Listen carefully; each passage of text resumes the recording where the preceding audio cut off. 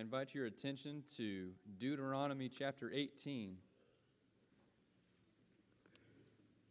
I ask you to leave your finger there and then turn to John chapter 19. So that's Deuteronomy 18 and John chapter 19.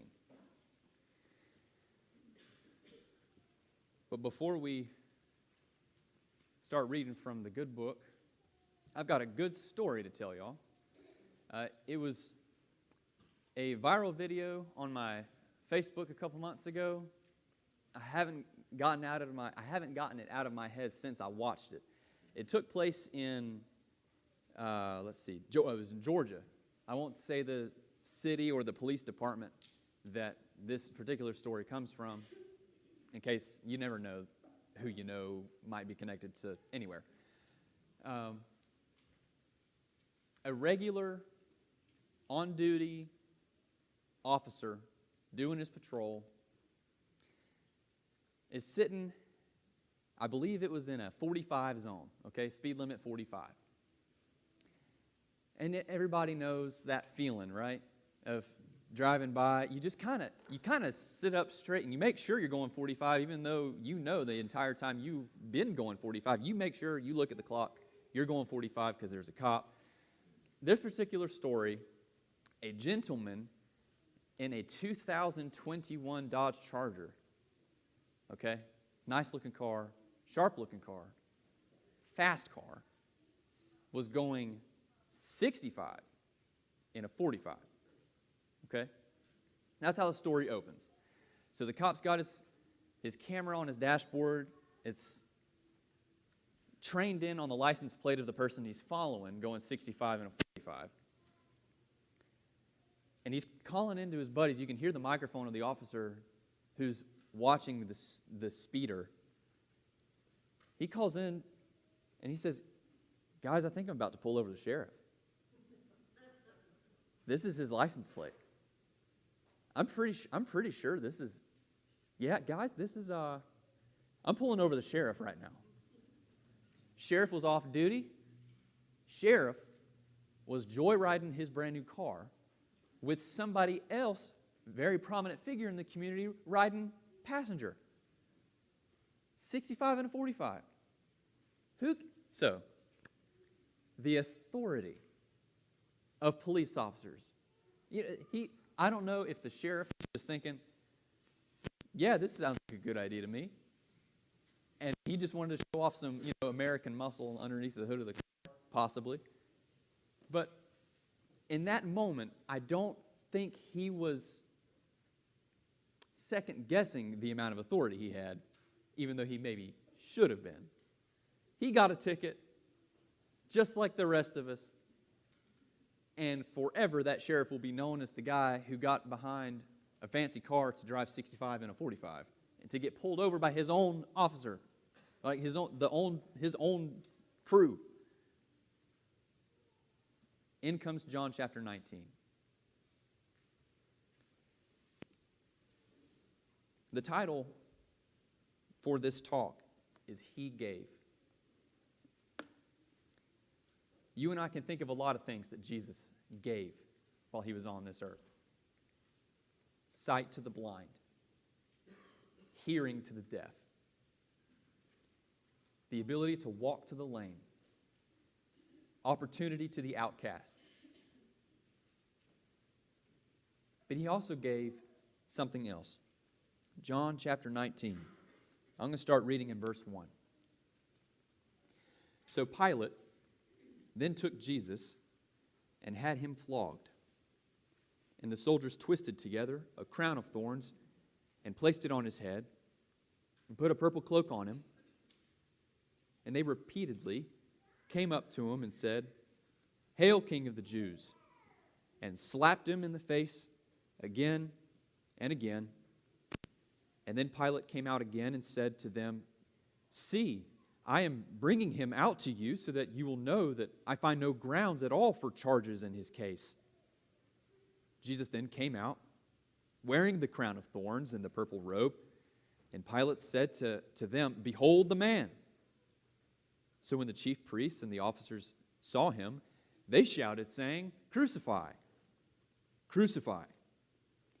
Pilate said to them, "Take him yourselves and crucify him, for I find no grounds for charges in his case." The Jews answered him, "We have a law, and by that law he ought to die, because he made himself out to be the Son of God." While Jesus was ministering,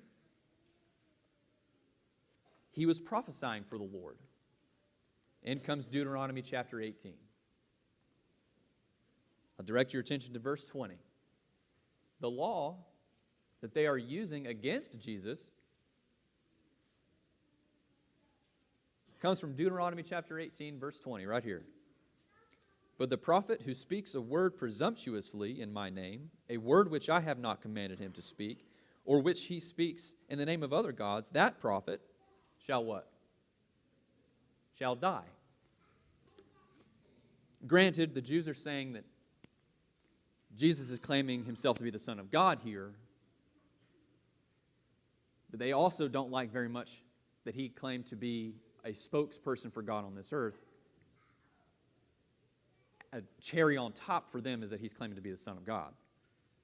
By their eyes and their standards, according to their understanding of the book of Moses, in Deuteronomy 18, that's enough grounds for this man to be put to death. Verse 8.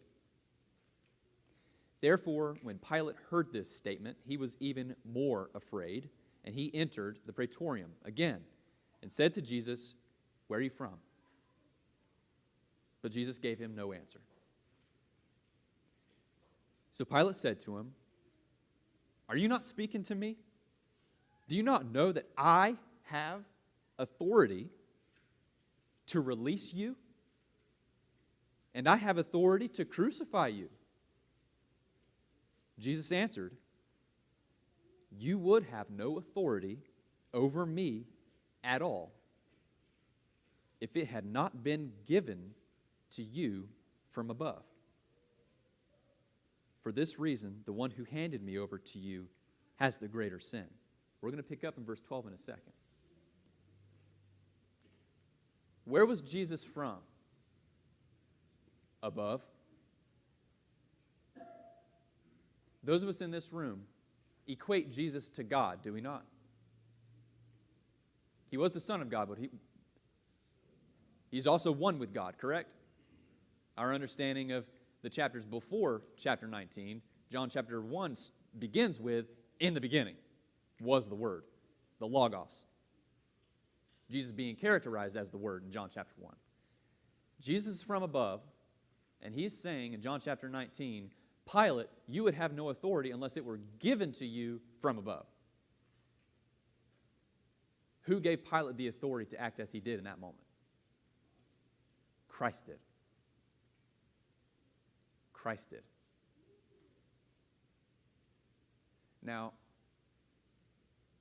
recalling to my illustration, the sheriff would not in a million years have guessed that he would have granted the authority to one of his lower officers to arrest him on the highway. I don't think Pilate, I know that he doesn't, understand the weight of Jesus' authority granting him the ability to do what he's about to do, sentencing him to death, because it was all by Christ's authority. Of the things Jesus gave authority to his executioners has got to be one of the most baffling. God, the Creator,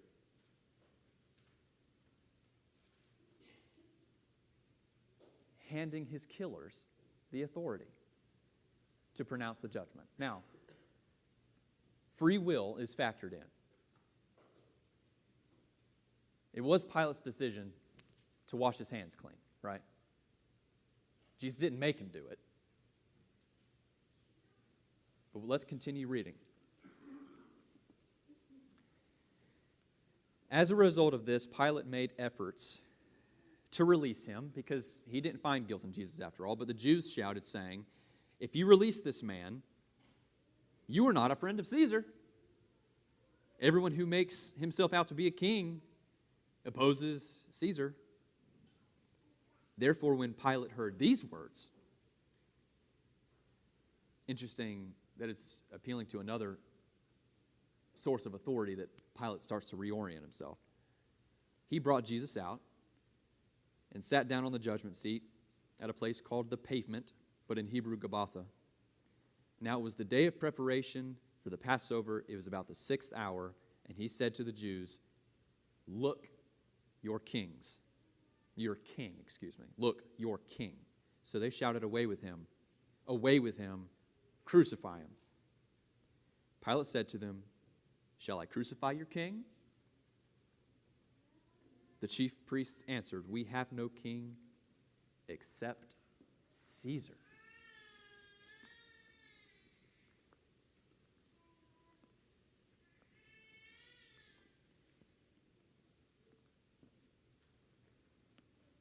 He gave a lot. Some would say more than he should have. While he was on this earth during his ministry. But I look at John 19, and I look at his sacrifice a little bit differently, wearing different shade of glasses, so to speak. He wanted to die for you and for me. He gave his killers the authority to do what they did.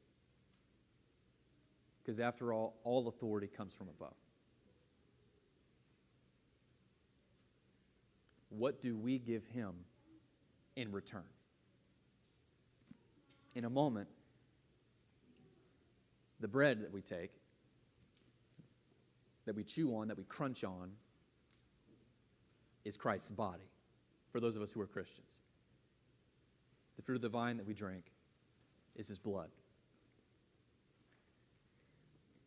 At this point in our worship service, we remember the death, the willing death of our Savior, because he wanted to give it. He wanted to give his life for you and for me. Thank you.